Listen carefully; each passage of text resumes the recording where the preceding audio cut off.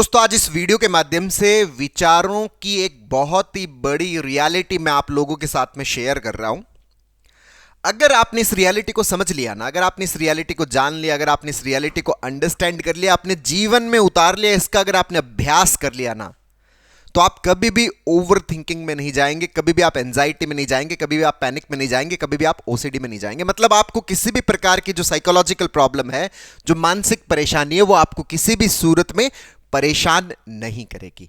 क्या है रियलिटी, ये पूरा मैं स्टेप बाय स्टेप एक्सप्लेन करने वाला हूं। इसको बहुत अच्छे से समझना, बहुत अच्छे से अंडरस्टैंड करना। मैं हूं आपका दोस्त डॉक्टर कन्हैया, बीकानेर, राजस्थान से। दोस्तों क्या है ये रियलिटी, बहुत अच्छे से समझना। दोस्तों बहुत सारे लोगों के दिमाग के अंदर विचार आते हैं, अलग अलग तरह के विचार आते हैं। जैसे मैं जो केस आप लोगों के साथ में शेयर कर रहा हूं, ये केस एक 30 ईयर ओल्ड मेल का एग्जाम्पल है। जैसे कि सब लोगों के दिमाग में विचार आते हैं, वैसे ही इनके दिमाग के अंदर भी विचार आते हैं। इनके दिमाग के अंदर विचार क्या आते हैं? इनके अंदर विचार आता है कि जैसे इनके मन में यह विचार आता है कि मेरी जो पत्नी है उससे मेरा अटैचमेंट खत्म हो जाएगा। अब मेरा पत्नी से अटैचमेंट खत्म हो जाएगी, ये थॉट आता है। तो अब इस थॉट से इनको इतना डर लगता है कि अगर सच में मेरा अटैचमेंट खत्म हो गया तो मैं मेरी पत्नी से दूर हो जाऊंगा, मेरी पत्नी के बीच में जो रिलेशन है वो रिलेशन खराब हो जाएगा, मैं अपनी पत्नी से दूर हो जाऊंगा। बच्चे को लेके ख्याल आता है कि मेरे बच्चे के साथ में अटैचमेंट खत्म हो जाएगा, तो डर लगता है कि कहीं मैं बच्चे से दूर ना हो जाऊं। मेरे फादर को लेके अटैचमेंट खत्म हो जाएगा, डर लगता है कि कहीं मैं फादर से दूर ना हो जाऊं। मदर को लेके ख्याल आता है, बिजनेस को लेके ख्याल आता है, परिवार को लेके ख्याल आता है, सब लोगों को लेकर ख्याल आता है। जैसे इनके अंदर इस तरह के ख्याल आते हैं, वैसे ही बहुत सारे लोगों के अंदर अलग अलग तरह के ख्याल आते हैं, अलग अलग तरह के विचार आते हैं। कुछ के अंदर ये विचार आते हैं कि कहीं हार्ट अटैक तो नहीं आ जाएगा। और वो जो हार्ट अटैक नहीं आ जाएगा, अब ये जो ख्याल है, डर लगता है कहीं सच में हार्ट अटैक तो नहीं आ जाएगा। इसकी वजह से बहुत ज्यादा घबराहट होती है, बहुत ज्यादा बेचैनी होती है। ख्याल आता है कहीं लकवा तो नहीं मार जाएगा, इसकी वजह से कहीं लगता है सच में कहीं लकवा तो नहीं मार जाएगा, तो बहुत ज्यादा डर लगता है, बहुत ज्यादा घबराहट होती है, बहुत ज्यादा बेचैनी होती है। ख्याल आता है कि कहीं कैंसर तो नहीं हो जाएगा, तो बहुत ज्यादा डर, बहुत ज्यादा घबराहट, बहुत ज्यादा घुटन होती है कि कहीं सच में कैंसर तो नहीं हो जाएगा, क्योंकि ख्याल आ रहा है, विचार आ रहा है दिमाग के अंदर। विचार आता है कि कहीं पर भी हम गाड़ी से ट्रेवल करके जा रहे हैं और वहां पर रास्ते में अगर एक्सीडेंट हो गया, और सच में कहीं एक्सीडेंट हो गया तो अपन तो मर जाएंगे, कुछ हो जाएगा, ये हो जाएगा, वो हो जाएगा। इन्हीं चीजों को लेके कंटिन्यूअसली दिमाग के अंदर ख्याल चलते रहते हैं। फ्यूचर में ये हो जाएगा, ऐसा हो जाएगा, वो हो जाएगा, कंटिन्यूअसली दिमाग के अंदर ख्याल चलते रहते हैं। और इस तरह के जो ये ख्याल चलते रहते हैं, इन ख्यालों की वजह से दिमाग जो है वो लगातार चलता रहता है। और दोस्तों जब दिमाग लगातार चलता है तो उसकी वजह से हमारे दिमाग के अंदर जो एनर्जी वो लगातार कंज्यूम होती है। अब दिमाग के अंदर एनर्जी लगातार कंज्यूम होती है तो वेस्ट मटेरियल भी बहुत ज़्यादा निकलता है। अब ये जो वेस्ट मटेरियल होता है, ये वेस्ट मटेरियल क्या होता है? ये फ्री रेडिकल्स होते हैं। अब ये फ्री रेडिकल्स क्या करते हैं? ये फ्री रेडिकल्स वेस्ट मटेरियल है। इन वेस्ट मटेरियल से हमारा ब्रेन का जो नॉर्मल जो न्यूरॉन्स है, जो हमारे ब्रेन के अंदर जो सीरोटोनिन प्रोड्यूस करने वाले जो न्यूरॉन्स है, हमारी ब्रेन की एनर्जी को मेंटेन करने वाले जो न्यूरॉन्स है, हमारी ब्रेन की फंक्शनिंग को मेंटेन करने वाले जो न्यूरॉन्स है, उन सब का इन्फ्लामेशन होने लग जाता है। क्योंकि अगर हमारे ब्रेन के अंदर ये फ्री रेडिकल्स बढ़ते हैं, ये फ्री रेडिकल्स जो होते हैं वो ऑक्सीडेटिव प्रोडक्ट होते हैं, और जब फ्री रेडिकल्स बढ़ जाते हैं तो फ्री रेडिकल्स बढ़ने की वजह से हमारे ब्रेन के अंदर क्या होता है? ऑक्सीडेटिव स्ट्रेस क्रिएट होता है।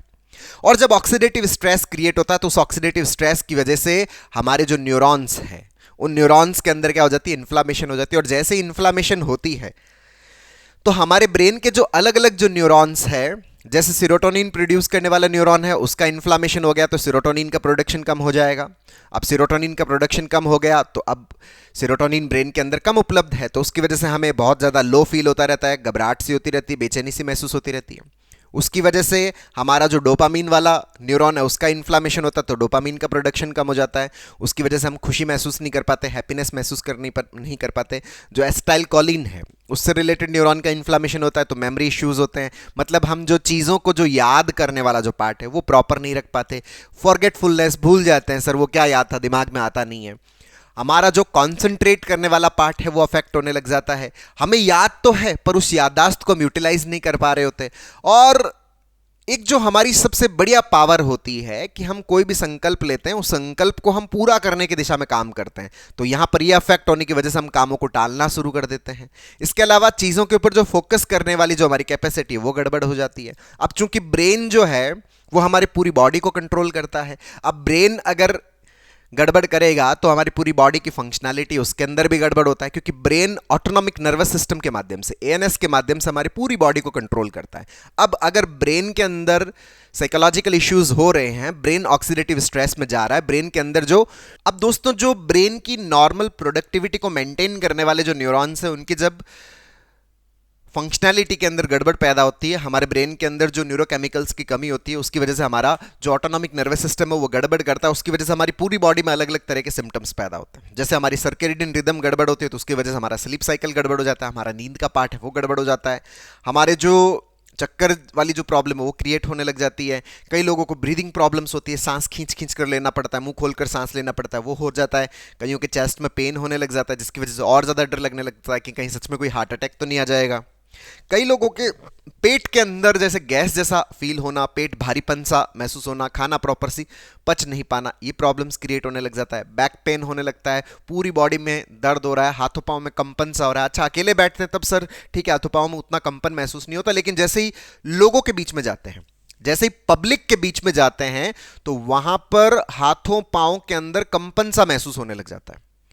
तो ये जो सारे सिम्टम्स है, ये सारे सिम्टम्स जो है वो किसके, हमारे ऑटोनॉमिक नर्वस सिस्टम के असामान्य उत्तेजना की वजह से है।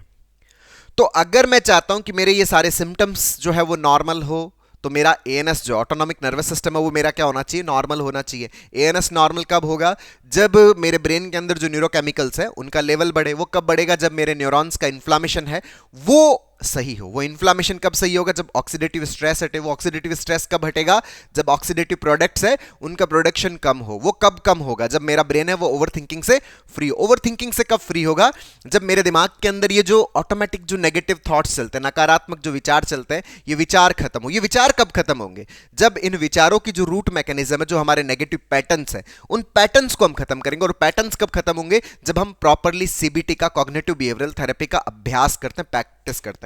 तो अगर हम सीबीटी का रेगुलरली प्रैक्टिस करते हैं तो हमारे ये पैटर्न्स सही हो जाते हैं, ये पैटर्न्स हमारे खत्म हो जाते हैं, पॉजिटिव पैटर्न से रिप्लेस हो जाते हैं, दिमाग में पॉजिटिव थॉट्स आना शुरू हो जाती है। तो अब यहां पर प्रैक्टिस किस तरह का करना, ये बहुत अच्छे समझने की चीज है, बहुत ज्यादा अंडरस्टैंड करने की चीज है, इसको बहुत अच्छे से समझना। दोस्तों ये जो विचार आते हैं ना, इन विचारों से ओवर थिंकिंग होती क्यों है, उसका सबसे बड़ा जो कारण है, एक जो कारण जो सबसे बड़ा है यहां पर, वो कारण क्या है, वो कारण ये है कि हम इंटरनेट पर या लोगों से बहुत सारी ऐसी बातें सुने हुए होते हैं जिसके कारण से हमारा परसेप्शन ऐसा बना हुआ होता है कि दिमाग में आए हुए विचार क्या हो जाते हैं, सत्य हो जाते हैं। हम जो ये लॉ ऑफ अट्रैक्शन जो सुन लेते हैं कि भाई जो चीज आपके दिमाग में चल रही है इसका मतलब आप उसको अट्रैक्ट करो, इसका मतलब वो आपके जीवन में घटित हो जाएगी। ये चीज हमें डराने लगती है कि अच्छा मेरे दिमाग में विचार आ रहे हैं, इसका मतलब मैं इनको अट्रैक्ट कर रहा हूं, इसका मतलब ये मेरे साथ में घटित हो जाएंगे। हम पावर ऑफ सबकॉन्शियस माइंड पढ़ लेते हैं या उसके बारे में सुन लेते हैं तो हमें यूँ लगता रहता है कि अगर कोई भी चीज़ बार बार दिमाग में चल रही है तो वो आपके सबकॉन्शियस में चली जाएगी, सबकॉन्शियस में चली जाएगी तो सबकॉन्शियस उसको रियल कर देगा। तो मेरे दिमाग में ये बार बार विचार आ रहे हैं और ये विचार आ रहे हैं तो ये मेरे सबकॉन्शियस में जा रहे हैं, सबकॉन्शियस कहीं इसको सच में रियल ना कर दे तो उसके कारण हमें ये विचार क्या लगने लगता है, रियल लगने लगता है। और रियल लगने की वजह से हमें क्या लगने लगता है, डर लगने लगता है, घबराहट होने लगती है, बेचैनी होने लगती है। हम क्या है कि जो इंट्यूशंस जो है उसके बारे में पढ़ लेते हैं कि आपके मन में कोई चीज़ बार बार आ रही है, इसका मतलब आपको इंट्यूशंस हो रहे हैं। अच्छा इंट्यूशंस हो रहे हैं तो वो चीज़ है वो आपके जीवन में घटित होने वाली है। तो हम यहाँ पर इस चीज़ से अपने आप को कनेक्ट कर बैठते हैं, ये रिलेवेंसी हम अपने साथ में जोड़ बैठते हैं कि अच्छा मेरे दिमाग में बार बार ये ख्याल आ रहा है तो कहीं मुझे इंट्यूशंस तो नहीं हो रहा कि मेरे साथ में ये सब होने वाला है। कहीं सच में मेरे दिमाग में ये जो विचार आ रहा है कि मैं अपने हस्बैंड से डिटैच हो जाऊंगा, मैं मेरे वाइफ से डिटैच हो जाऊंगा, मैं मेरे बच्चे से डिटैच हो जाऊंगा, मैं मेरे फादर से डिटैच हो जाऊंगा, मैं मेरी मदर से डिटैच हो जाऊंगा, तो कहीं सच में मैं उनसे डिटैच तो नहीं हो जाऊंगा। क्योंकि लॉ ऑफ अट्रैक्शन है, पावर ऑफ सबकॉन्शियस माइंड है और जो इंट्यूशंस है, उन तीनों के हिसाब से मेरे अंदर ये चीज़ें सेट बैठ रही, कहीं सच में ऐसा हो तो नहीं जाएगा। तो ये जो डर है, ये जो घबराहट है, इसकी वजह से हमें ये सारी प्रॉब्लम हो रही है। और वो प्रॉब्लम क्यों हो रही है, क्योंकि हम इन विचारों को क्या मान रहे हैं, रियल मान रहे हैं। और रियल मानने के लिए हम अपने आप को तर्क क्या दे देते हैं? तर्क ये दे देते हैं लॉ ऑफ अट्रैक्शन का, हम सबकॉन्शियस माइंड का और इंट्यूशन का। एक बात बहुत अच्छे से समझ लीजिएगा दोस्तों, बहुत अच्छे से आप अपने दिमाग के अंदर डाल लीजिएगा, आप अपने मन के अंदर डाल दीजिएगा कि ये जो थॉट्स हमारे दिमाग में आ रहे हैं ये सिर्फ और सिर्फ हमारे विचार है, ये कोई रियलिटी नहीं है, ये किसी भी प्रकार की रियलिटी नहीं है। ये तीनों चीजें किसी भी सूरत में एग्जिस्ट नहीं करती। ना तो कोई ऐसा लॉ ऑफ अट्रैक्शन होता है कि दिमाग में कुछ भी डालो, कुछ भी अट्रैक्ट, वो चीज अट्रैक्ट होने लग जाएगी और वो चीज तुम्हारे साथ में हो जाएगी। कोई ऐसा सबकॉन्शियस माइंड नहीं है जिसके अंदर कोई भी चीज आपके दिमाग में बार बार चल रही है तो इसका मतलब वो आपके सबकॉन्शियस में जाएगी और सबकॉन्शियस उसको रियल कर देगा।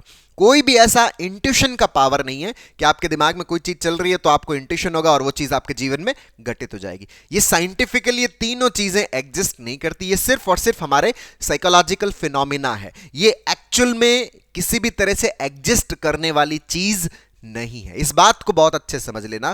फिर भी हम एक चीज और, मैं आपको एक नियम दे देता हूं, एक लॉ दे देता हूं कि ये चीजें, तीनों चीजें काम ही नहीं करती। कब काम नहीं करती? अगर ये तीन क्राइटेरिया को अगर फुलफिल नहीं करती, उनमें से एक भी क्राइटेरिया अगर ये फुलफिल नहीं करती तो ये तीनों चीजें किसी भी प्रकार की कोई वैल्यू नहीं रखती। वो तीन क्राइटेरिया क्या है? सबसे पहला जो क्राइटेरिया है कि हमारा जो डिजायर, हमारी जो इच्छा जो है, कि हमारी इच्छा जो है कि जो चीज आपके दिमाग में आ रही है क्या उसके होने की आपकी इच्छा है, आपकी डिजायर है। सबसे पहला क्राइटेरिया यह है। दूसरा, आपके पास में उस चीज का प्लान बनाया हुआ है क्या? पूरा एकदम दिमाग के अंदर प्लान बनाया हुआ है कि हाँ ये इस तरह से हो जाएगा। और तीसरा जो क्राइटेरिया है वो है एक्शन का।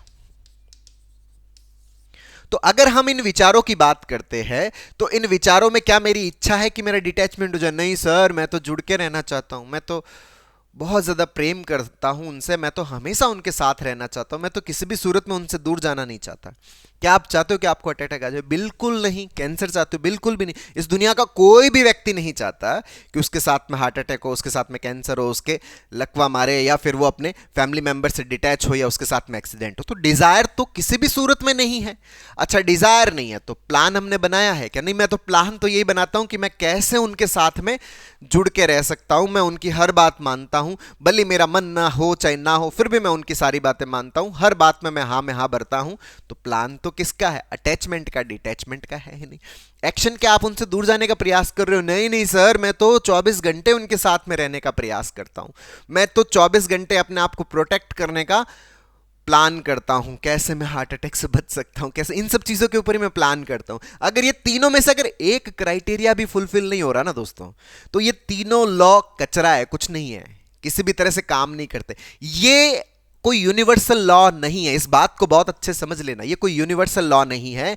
ये अगर तीनों क्राइटेरिया फुलफिल नहीं होते तो इसका मतलब ना तो आपका लॉ ऑफ अट्रैक्शन है, ना आपका पावर ऑफ सबकॉन्शियस माइंड है, और ना ही आपके इंट्यूशन की कोई पावर है। कुछ नहीं है ये टोटली कचरा। ये किसी भी प्रकार का कोई लॉ नहीं है, ये ध्यान रख लेना। कोई साइंटिफिक फिनोमिना नहीं है, ये सिर्फ मोटिवेशनल स्पीकर्स द्वारा क्रिएट की गई जो हाइपोथेसिस है, जो किसी भी प्रकार से रियल वर्ल्ड में एग्जिस्ट नहीं करती। इस बात को बहुत अच्छे समझ लेना।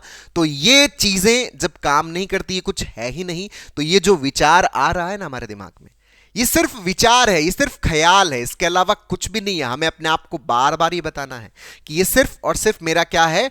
विचार है।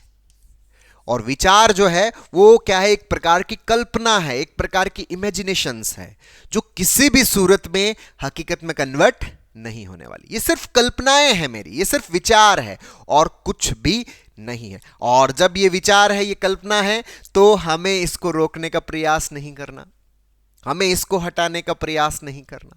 ये आ रही है, आने देवें। सर आती तकलीफ होती है, वो तकलीफ इसलिए होती है क्योंकि हम इसको सच मान रहे होते हैं, जबकि ये सच है नहीं। और सच मान रहे होते हैं तो हम इसको रोकने का प्रयास करते हैं। और आपके रोकने का जो प्रयास है, दिमाग कहता है कि तुम प्रयास रियल में कर रहे हो रोकने का, तो जिस चीज के लिए तुम रियल में प्रयास कर रहे हो, इसका मतलब वो चीज भी क्या है? रियल है। तो हमारे दिमाग के अंदर एक फॉल्स परसेप्शन बन जाता है कि जो चीज रियल नहीं है फिर भी आपको क्या लगने लगती है? रियलिटी लगने लगती है। इसी को थॉट रियलिटी फ्यूजन बोलते हैं। तो जब आप प्रयास ही नहीं करते इसको रोकने का, जब आप इसको सप्रेस करने का, इसको दबाने का, इसको रोकने का, इसको हटाने का, इससे दूर जाने का कोई प्रयास नहीं करते इस विचार से, तो दिमाग कहता है कोई प्रयास नहीं हो रहा, इसका मतलब कुछ है ही नहीं। कुछ है ही नहीं मतलब क्या है? इमेजिनेशन है, कल्पना है। दिमाग ऑटोमेटिकली जो फ्यूजन हुआ था उसको क्या करने लग जाता है? डिफ्यूजन, मतलब तोड़ना शुरू कर देता है। मतलब जिस थॉट को वो रियल समझ रहा था, अब उसी थॉट को वो क्या समझने लग जाता है? कल्पना समझने लग जाता है, इमेजिनेशन समझने लग जाता है। और वो जो कल्पना है, जो इमेजिनेशन जो दिमाग समझता है, अब कल्पना है, इमेजिनेशन है, रियलिटी हम उसकी जानने लग जाते हैं, रियलिटी हम उसकी समझने लग जाते हैं कि ये सिर्फ और सिर्फ दिमाग की कल्पनाएं हैं और कुछ भी नहीं है।